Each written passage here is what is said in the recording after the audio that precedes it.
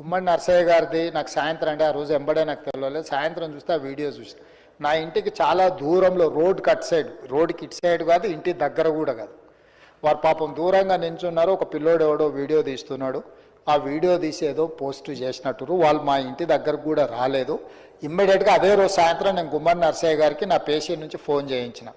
Next day పొద్దున రాండి ముఖ్యమంత్రి గారు కలుస్తారని వారు మాట్లాడి నేను ఆల్రెడీ ఖమ్మం వచ్చేసిన, మళ్ళీ హైదరాబాద్ వచ్చినప్పుడు నేను వచ్చి కలుస్తా అన్నాడు.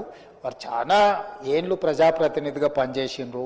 రెండోది వారు సొంతంగా ఏం అడిగే నాకు కమ్యూనిస్టులను కలవడానికి నాకు కొంచెం ఎప్పుడూ ఉత్సాహం ఉంటుంది. ఎందుకంటే సొంత పేరులు ఏం అడగరు. ఏదైనా పబ్లిక్ ఇష్యూ ఉంటే అడుగుతారు, చేయగలిగింది ఉంటే చేస్తాం, లేని ఉంటే వివరిస్తే అర్థం కూడా చేసుకుంటారు. కాబట్టి గుమ్మడి నర్సయ్య గారి పట్ల కూడా ముఖ్యంగా ప్రజాప్రతినిధులు ఎవరైనా ఒకప్పుడు వాళ్ళు ఈ సభలో చాలా ప్రముఖ క్రియాశీలక పాత్ర పోషించిన వాళ్ళని ఎవరిని కూడా నేను ఎప్పుడూ ఇగ్నోర్ చేయను. ఏదైనా అనుకోకుండా చిన్న చిన్నవి జరిగినా ఎంబడే సర్దిద్దుకోవడానికి ట్రై చేస్తాం.